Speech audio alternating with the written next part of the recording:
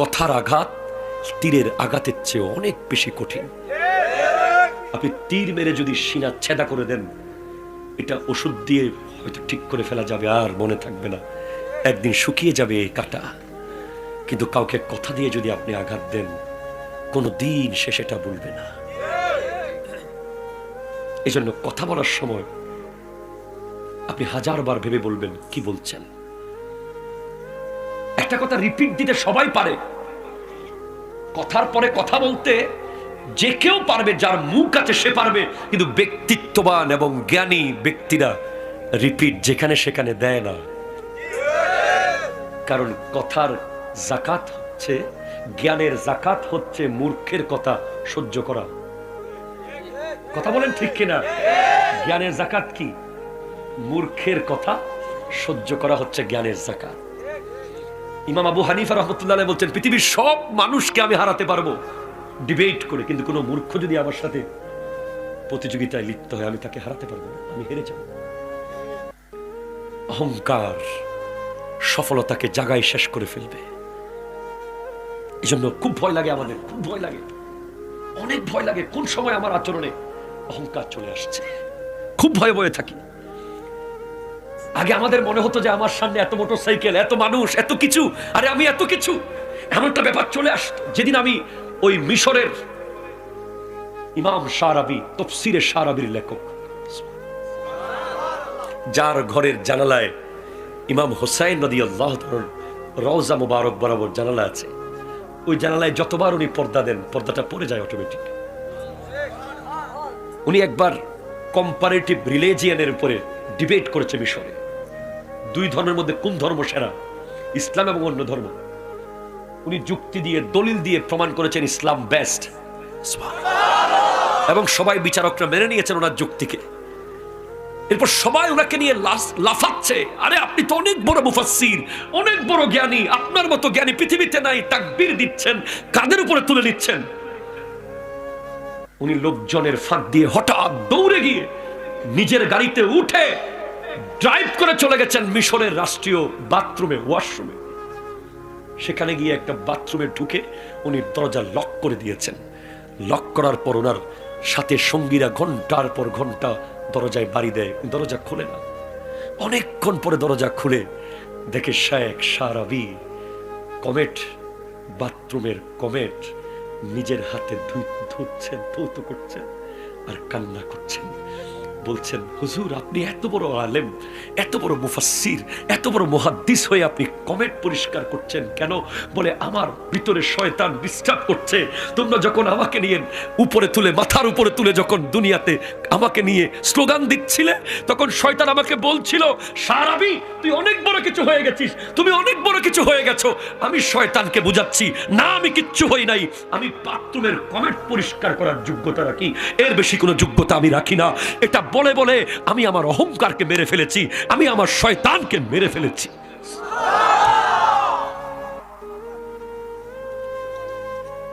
এটাই। অথচ গোটা মিশরের শ্রেষ্ঠ মুফাসসিরদের একজন, যার লিখিত তাফসীর আছে, অহংকার সফলতাকে মেরে ফেলে। কখনো কখনো অহংকার করবেন না। আসতেছি। সর্বশেষ হিংসা শান্তিকে মেরে ফেলে। হিংসা কাকে মারবে? আপনার ছেলে ম্যাট্রিক পাস করেছে, আরেকজনের ঘুম হচ্ছে না। আপনার ছেলে মাস্টার্স পাস করেছে, আরেকজনের ঘুম নাই কেন? আপনার ছেলে বিদেশ থেকে টাকা কামায় আসছে, আরেকজন আশেপাশের লোক ঘুমাইতে পারতেছে না কোনো মতে। হিংসা শান্তিকে মেরে ফেলে, সন্দেহ বিশ্বাসকে মেরে ফেলে। সন্দেহ খুব খারাপ রোগ, খুব খারাপ রোগ। বিবিকে, ভাইকে, অনেক পরিবারে প্রবাসী যারা থাকে, হাই হাই হাই, প্রবাসীদেরকে নিয়ে কিরকম সন্দেহ যে পরিবার করে। মনে করে সে শ্বশুর বাড়িতে টাকা দিয়ে দিচ্ছে, আবার মনে করে সে পার্সোনাল ব্যাংক করেছে, সেখানে সব জমাই ফেলতেছে, বাড়িতে টাকা দিচ্ছে না। প্রবাসী যে কত কষ্ট করে টাকা কামায় এটা পরিবার বুঝে না। পরিবার মনে করে সে একটা মেশিন, টাকার মেশিন, তার কোনো ইচ্ছা নাই। অথচ প্রত্যেকটা প্রবাসী দুনিয়ার ভিতরে কবরে আছে। ঠিক কিনা কথা বলেন না? দুনিয়ার ভিতরে কবরে আছে। তোমার মন চাইলে আলু ভর্তার ডাল রান্না করে মায়ের হাতে খেতে পারো, প্রবাসী পারে না। প্রবাসী না খেয়ে বলে ফোনে খেয়েছি, প্রবাসী না ঘুমিয়ে বলে ঘুমিয়েছি, প্রবাসীর মনের জ্বালা আর কষ্ট নিয়ে বলে ভালো আছি, প্রবাসী ওষুধ খেতে পায় না বলে খেয়েছি, প্রবাসী টাকার অভাবে ডাক্তার দেখাতে পারে না বলে ডাক্তার দেখিয়েছি। আমাদের প্রবাসী ভাইদের প্রতি যথেষ্ট সন্দেহ করে অনেক বাবা মারা। দরকার নাই সন্দেহ করার। সে কষ্ট করে কামাচ্ছে, সে 2 টাকা রাখলে রাখতেও পারে, সেটা তাকে আপনি সুযোগ দিন, আর তাকে বোঝার চেষ্টা করুন, তাকে জিজ্ঞেস করুন, তাকে ইমোশনাল ব্ল্যাকমেল করবেন না। সে এমনিতেই কোনো মায়া মোহাব্বত ভালোবাসা পায় না সেখানে। আরেক দেশ, সেটা যতই দামি দেশ হোক, এটা আমার না। এই বরুড়ার জমিন আমার, ঠিক কিনা কথা বলেন? এই উঠান আমার, এই পুকুর আমার, এই নদী আমার, এই রাস্তা আমার। ওখানকার হলিউড, ওই US, America, London, Canada, Japan, Germany যতই হাইফাই হোক, আমার না, আমার না, আমার না, এটা আমার, এটা আমার, এটা কোভিড-19 সময় দেখা গেছে নিজের গ্রামের বাড়ির মূল্য কি। কষ্ট হয়েছে বেশি আপনাদের? 10টা নসিহত বলেছি। 1, মুখস্থ করবেন, ফুল আছে গিফট দেব। ফার্স্ট ওয়ান, লা তুশরিক বিল্লাহি শাইয়ান ইন কুতিলতা আও হুররিকতা। কখনো আল্লাহর সাথে শিরিক করা যাবে না। কি করা যাবে না? কেউ জবে করে দেখ, কেউ আগুনে পুড়ে ফেলুক, এক আল্লাহকে আর কাউকে খোদা মনে করা যাবে। 2, ولا تؤكن والديك إن أمرك أن تخرج من أهلك ومالك। বাবা মায়ের বিরুদ্ধে যাওয়া যাবে না। সে যদি ঘর থেকে বের করে দেয়, সম্পদ থেকে বঞ্চিত করে, এরপরেও বাবা মার সামনে মুস্কি হাসতে হবে। চেহারা অন্ধকার করাও গুনাহ। কথা জোরে বলেন না, ঠিক কিনা বলেন না? 3, ولا তাতরুকান্না সালাতান মাকতুবাতান মুতাআম্মিদান। ফরজ নামাজ ছাড়া যাবে না, যাবে না, যাবে না, যাবে না। ফাইন্না মান তারাকা সালাতান মাকতুবাতান মুতাআম্মিদান ফাকাদ বারিয়াত মিনহু জিম্মাতুল্লাহ। নামাজ ছাড়ার শাস্তি কি হতে পারে? হঠাৎ রোড অ্যাক্সিডেন্টে মরে যেতে পারেন, হঠাৎ আগুনে পুড়ে মরে যেতে পারেন, হঠাৎ পানিতে ডুবে মরে যেতে পারেন। কারণ যারা নামাজ ছেড়ে দেয়, এদের উপর থেকে আল্লাহর জিম্মা উঠে যায়। আর যারা নামাজ পড়ে, এদের উপর আল্লাহর জিম্মা থাকে। 4, ওয়ালা তাশরিবান্নাল খামরা। মদ পান করা যাবে না। ফাইন্নাহু রাসু কুল্লি ফাহিশাতিন। এটা হলো সমস্ত গুনার মাথা। 1 ফোঁটা মদ যদি শরীরে থাকে, 1 ফোঁটা 40 দিন কোন নামাজ কবুল হবে না। 40 দিনের ভিতরে সে মারা গেলে বেঈমান হয়ে মারা যাবে। 5, ওয়া ইয়াকা ওয়াল মাসিয়া ফাইন্না বিল মাসিয়াতি হাল্লা সাকাতুল্লাহ। সমস্ত গুনাহ থেকে দূরে থাকতে হবে। গুনাহ যত বাড়বে, আগুন ধরার সম্ভাবনা তত বেশি। 6, ওয়া ইয়াকা ওয়াল ফিরারা আনিজ জুফি। যুদ্ধের ময়দান থেকে পালিয়ে যাওয়া যাবে না। কথা জোরে বলেন, ঠিক কিনা বলেন? আবার যদি ফিলিস্তিনের পক্ষে, আবার যদি ওই আমাদের মুসলমান ভাইদের পক্ষে মাঠে নামতে হয়, আমরা ফেরত যাব না, ঠিক কিনা? وإذا أصاب الناس موتان وأنت فيهم فاثبت। 7, যখন কোনো মহামারী আসবে, বন্যা আসবে, জলোচ্ছ্বাস আসবে, তুফান আসবে, এলাকা ছেড়ে যাওয়া যাবে না। 8, ওয়ানফিক আলা ইয়ালিকা মিন তাওলিক। পরিবারের জন্য সাধ্যমতো খরচ করতে হবে। সুবহানাল্লাহ। 9, ওয়ালা তারফা আসাকা আদাবান। সন্তানের পিঠের উপর থেকে শাসনের বেত তুলে নেওয়া যাবে না। 10, ওয়া আখিফহুম ফিল্লাহ। সন্তানকে আল্লাহর ভয় দেখাতে হবে। অনেক বাপ মারা আছে, আমার ছেলে সারা রাত পড়েছে, একটু ঘুমাক। আমার ছেলে সারা রাত দোকানদারি করছে, একটু ঘুমাক। ফজরের নামাজের সময় সন্তানকে ঘুমাতে বলা, জোহরের নামাজের সময় সন্তানকে ঘুমাতে বলা, আসর মাগরিব এশার সময় সন্তানকে ঘুমাতে বলার অধিকার পৃথিবীর কোনো বাপ মার নাই। নামাজ বাদ দিয়ে ঘুমাতে অধিকার একমাত্র বলার আছে আল্লাহর, ঠিক কিনা কথা বলেন? 10টা আবার বলছি। 1, শিরিক করা যাবে না। কি করা যাবে না বলেন? আরো জোরে। 2, বাবা মার বিরুদ্ধে যাওয়া যাবে না। সবাই আবার বলেন। 3, নামাজ ছাড়া যাবে না। নামাজ ছাড়া যাবে না। যদি কালকে থেকে মসজিদে মুসল্লি না বাড়ে, আমাকে আর জীবনে কোনোদিন দাওয়াত দেবেন না। ক্লিয়ার? অনেক কষ্ট চট্টগ্রাম থেকে আসা। 4, শরাব পান করা যাবে না। 5, কোন রকম গুনাহ, মন যদি সেটাকে গুনাহ মনে করে, করা যাবে না। 6, যুদ্ধের ময়দান থেকে পালিয়ে যাওয়া যাবে না। 7, মহামারী থেকে পালিয়ে যাওয়া যাবে না। 8, পরিবারের জন্য সাধ্যমতো খরচ করতে হবে। 9, সন্তানের পিঠের উপর থেকে শাসনের বেত তুলে নেওয়া যাবে না। বেত উঠে গেছে, বেয়াদব বেড়ে গেছে। নগদ 12টা শাস্তি বলবো। কয়টা শাস্তি? 12টা। এরপর আপনাকে ফিরে আসার গল্প বলবো। আপনি যে পাপ করছেন, আপনি যে গুনায় লিপ্ত আছেন, তার নগদ 12টা শাস্তি। 1, স্মৃতিশক্তি কমে যাবে। আপনার দেখবেন এখন মুখস্থ করেছেন, এখন ভুলে গেছেন। আর দেখবেন আপনার দাদা 20 বছর আগের কথা ক্লিয়ার বলে দিচ্ছে। পাপের প্রথম নগদ শাস্তি হচ্ছে ভুলে যাওয়া। যদি ভুলে যান, মনে রাখবেন আপনি পাপ করছেন, গুনায় লিপ্ত আছেন। 2, রিজিক কমে যাবে। কি কমে যাবে? রিজিক কমে যাবে। 3, চেহারার লাবণ্যতা কমে যাবে। আপনার চেহারার অ্যাট্রাকশন চলে যাবে, আকর্ষণ চলে যাবে। আপনি কালো হন আর সাদা হন, অনেক সাদা মানুষকে দেখলেও মনে শান্তি লাগবে না, আবার অনেক কালো মানুষকে দেখলেও মনে শান্তি লাগে। কারণ চেহারায় সৌন্দর্যটা কোনো পাউডার করে না, চেহারার সৌন্দর্য কোনো সাবান করতে পারে না। চেহারার সৌন্দর্য বাড়ানোর একটাই উপায়, উজুর পানি, কলবের পবিত্রতা। এখানে পবিত্র হয়ে গেলে এখানে ফুটে উঠবে। 4, রোগ ব্যাধি বেড়ে যাবে। 5, জ্ঞান বুদ্ধি লোপ পাবে। ডিসিশন নেবেন, ভুলভাল হবে। সিদ্ধান্ত নেবেন, অ্যাপ্রোপ্রিয়েট হবে না। 6, ডিপ্রেশন, সব সময় পেরেশানি, মন খারাপ। গুনার অন্যতম মারাত্মক শাস্তি মন খারাপ। কি খারাপ? মন খারাপ। দেখবেন আপনাকে খাবার দিচ্ছে, মন ভালো নাই। আপনাকে টাকা দিচ্ছে, মন ভালো নাই। আপনার চাকরিতে প্রমোশন হয়েছে, মন ভালো নাই। ব্যবসায় লাভ হয়েছে, এখানে শান্তি পাচ্ছেন না।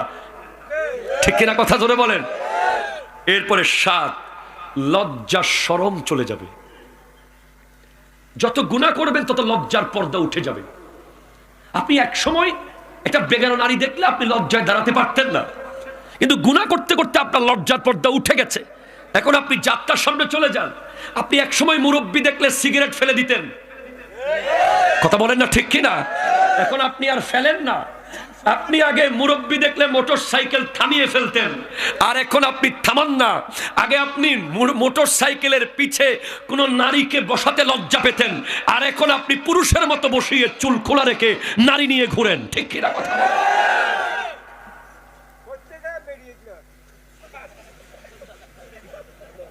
আগে আপনি আপনার বউকে, আপনার ভাইকে দেখাতে লজ্জা পেতেন, এখন আপনি আপনার বিবিকে ফেসবুকে দিয়ে দেন।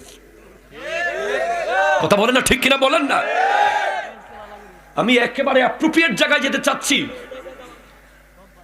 আপনি নিজেকে স্মার্ট প্রমাণ করতে গিয়ে বিবিকে দুনিয়ার সামনে প্রকাশ করে দিয়েছেন। আপনি ফেসবুকে আপনার বিবির ছবি দিয়ে কি বুঝিয়েছেন? আপনি বুঝিয়ে দিয়েছেন আপনি পৃথিবীর বিখ্যাত নির্লজ্জ। কথা জোরে বলেন, ঠিক কিনা? কারণ পৃথিবীর লজ্জাশীল মানুষরা কোনোদিন বিবিকে দুনিয়ার সামনে প্রকাশ হতে দেয় নাই, দেয় নাই, দেয় নাই, দেয় নাই। আপনি আমাকে দাওয়াত দিয়েন না আগামীবার। আমার কথা খুব ক্লিয়ার। আপনার বিবির ছবি যখন ফেসবুকে গেছে, তখনই আপনার ভবিষ্যৎ প্রজন্মকে গলা টিপে মেরে ফেলেছেন আপনি। একটা কদু গাছ, একটা লাউ গাছ, একটা পরুল গাছ, একটা করলা গাছ, চিকন একটা সুতার মতো একটা গাছ, সেই দিকে যদি 2 বার বদ নজরে তাকায়, তৃতীয়বারে সেটা মরে পড়ে যায়, আর আপনার বিবির পেট যখন দুনিয়ার বেগানারা দেখে, সেখান থেকে কোত্থেকে আব্দুল কাদের জিলানী আসবে? সেখান থেকে মসজিদের খতিব কিভাবে আসবে? আপনি আমার ওয়াজে শুনেছেন কিনা আমি জানি না, এখানে মা বোনেরা আছে এলাকায়, তারা শুনতেছে। একটা এলাকায় কয় মিনিট থাকলে ওই এলাকার নারীদের খবর জানা যাবে? বর্তমানে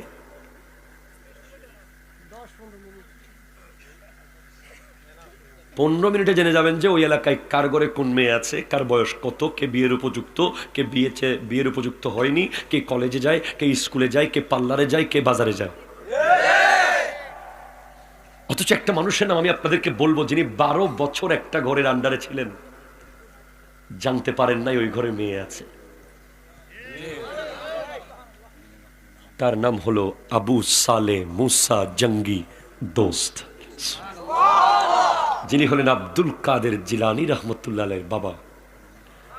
উনি 12 বছর কাজ করেছেন একটা ঘরে, ওই ঘরে যে কোনো মেয়ে আছে উনি জানতে পারেন নাই, চেষ্টাও করেন নাই। এখন ওই ঘরের মেয়েটাকে তার বাপ কিভাবে বড় করেছে? 12 বছরে মানুষ জানে নাই যে ওখানে মেয়ে আছে। 12 বছর পর যখন বলছে আমার একটা ল্যাংরা লুলা কানা বুবা কোরা আদা মেয়ে আছে, বিয়ে করবে? বলে হ্যাঁ, এই যে আপেল আপনার খেয়েছি, ওটার ক্ষমা যদি না করেন তাহলে এটাও বিয়ে করব, তারপরেও মাপটা যেন করে দেন, হাসরের মাঠে আপেল ফেরত দিতে পারবো না। বাসর ঘরে ঢুকে দেখে বিয়ে হয়ে গেছে, সুন্দর আকাশের চাঁদের মতো একটা নারী বসা। ইউটার্ন নিয়ে বলে না, এটা তো আমার বিবি না। বলে না রে জামাই, এটা তোমারই বিবি। তা আপনি যে বললেন সে অন্ধ, হ্যাঁ সে অন্ধ, সে কোনো বেগানাকে দেখে নাই। আপনি যে বললেন সে ল্যাংরা, হ্যাঁ সে ল্যাংরা, সে পায়ে কোনোদিন বেগানার দিকে হেঁটে যায় নাই। সে বধির, হ্যাঁ সে বধির, সে কোনো বেগানার আওয়াজ কোনোদিন কানে শুনে নাই। সেই পেট থেকে যিনি বের হয়েছেন তিনি হলেন গোটা বিশ্বের ওলিকুলের সম্রাট শেখ সুলতান সৈয়দ আব্দুল কাদের জিলানী রহমতুল্লাহ আলাইহি। আমি আপনাকে বলে শেষ করতে পারবো না। হায়া, লজ্জা, লজ্জা যার চলে গেছে, ঈমানও চলে গেছে। লজ্জা অনেক দামি জিনিস ভাই, অনেক দামি জিনিস। যার লজ্জা নাই তার বাপ মা তার উপর অসন্তুষ্ট, তার শিক্ষক তার উপর অসন্তুষ্ট, তার এলাকার মুরব্বী তার উপর অসন্তুষ্ট। আর যার লজ্জা আছে তার উপর গোটা দুনিয়া সন্তুষ্ট। আমি আপনাকে একটা কথা বলি, আমি এখান থেকে বাকি 6টা আবার বলবো, তোমরা ভালো করে এগুলো দেখাবে। আমাদের সাথে আছে Islamic recording, one of the very fabulous channel আছে আমাদের সাথে। আপনি কি করছেন? আপনাদের কষ্ট হচ্ছে না তো? আমি কোনো সুরে টুরে ওয়াজ করতে পারি না, এমনিতেই কিছু মনে করছেন না? আমি জাস্ট ক্লাসের মতো কথা বলছি। আপনি কি করছেন, আপনারা কি করছেন? প্রত্যেকটা ব্যক্তির কার্যক্রম এলাকার সমস্ত চোখগুলো নিয়মিত ভিডিও করছে। কালকে আপনি মসজিদের সভাপতি হয়ে যেতে পারেন, পরশু আপনি এলাকার চেয়ারম্যান হয়ে যেতে পারেন। আল্লাহ যদি চাওয়ালাকে প্রধানমন্ত্রী বানাতে পারে, কথা বলেন ঠিক কিনা বলেন না? চাওয়ালা যদি প্রধানমন্ত্রী হতে পারে আপনি তো অনেক যোগ্য, ঠিক কিনা কথা বলেন না? কিন্তু আপনি যেদিন এলাকার কোন গুরুত্বপূর্ণ দায়িত্বে আসবেন, গোটা এলাকা ইম্পর্টেন্ট, ইটস অলসো ইম্পর্টেন্ট, তখন মিম্বরে দাঁড়িয়ে যখন আপনি মসজিদের পক্ষে কিছু বলতে যাবেন, আপনার অতীতকে আপনি তখন আর মুছে যেতে পারবেন না। মানুষ বলবে ও তুমি, তোমার জন্য এক সময় এলাকায় হাঁটতে পারি নাই, আজকে তুমি মসজিদের সভাপতি হয়ে গেছো। তোমার সিগারেটের ধোঁয়ার কারণে চার দোকানে বসতে পারি নাই, তোমার গীবতের কারণে এলাকায় থাকতে পারি নাই, তোমার জুলুমের কারণে এলাকায় হাঁটতে পারি নাই, তুমি আবার সভাপতি। মুখে না বলুক, মনে মনে বলবে।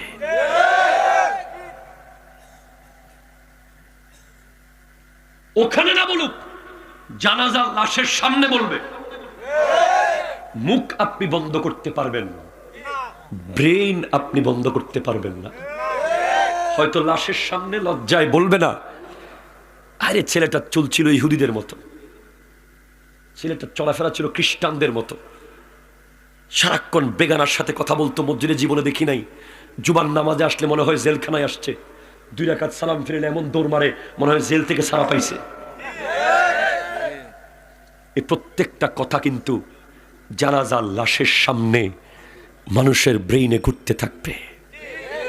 আরেকটা ছেলে আছে এখানে এই এলাকায়, যে মাথায় টুপি দেয়, সুন্নতি দাড়ি রেখেছে, রসুল পাকের সুন্নতের চুল রেখেছে, সারাক্ষণ ইসলাম ইসলাম করে, নবী নবী করে, মাহফিল মাহফিল করে।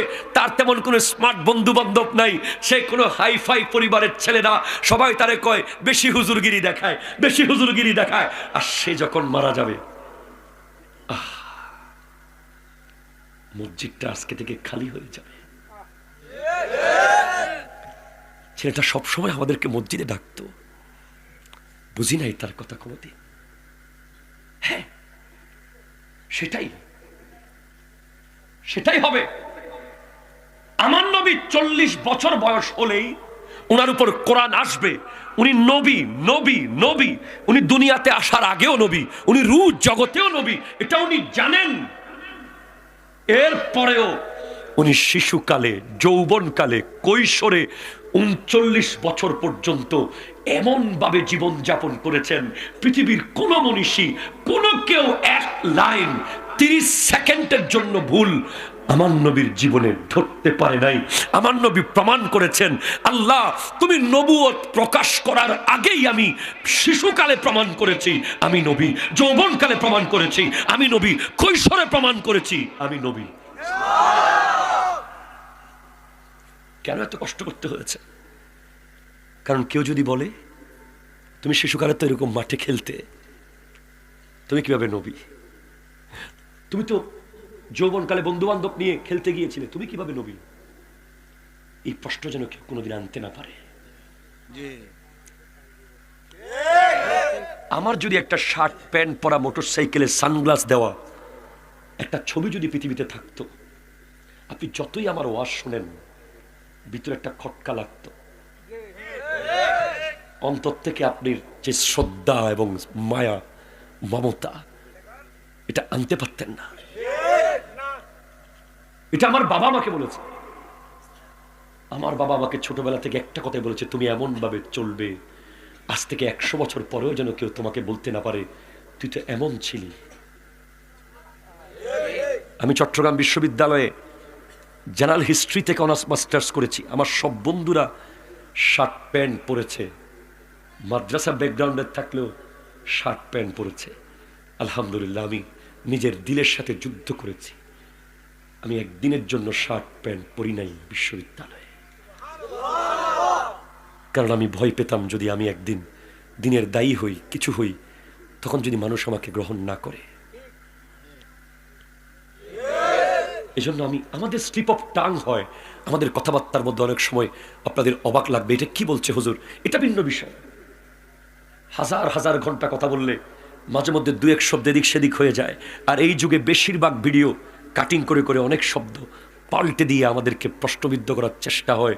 5 বছর আগের ভিডিও এখন এনে প্রশ্নবিদ্ধ করতে চায়, সেটা ভিন্ন বিষয়। তাকওয়া ভিন্ন বিষয়। আমি আপনাকে সেটাই বলে যাচ্ছি।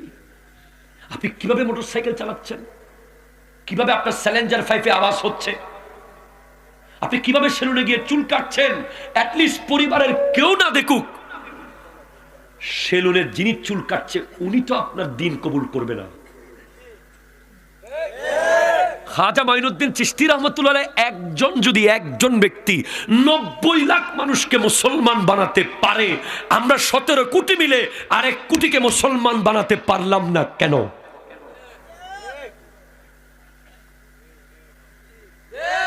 কথা বলেন না রে ভাই, কেমনে পারবো?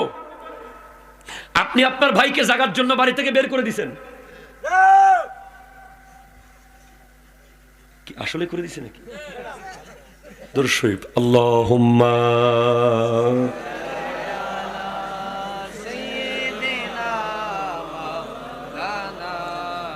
ওয়া আলা আলি সাইয়্যিদিনা সুবহানাল্লাহ ওয়াল হামদুলিল্লাহ লা ইলাহা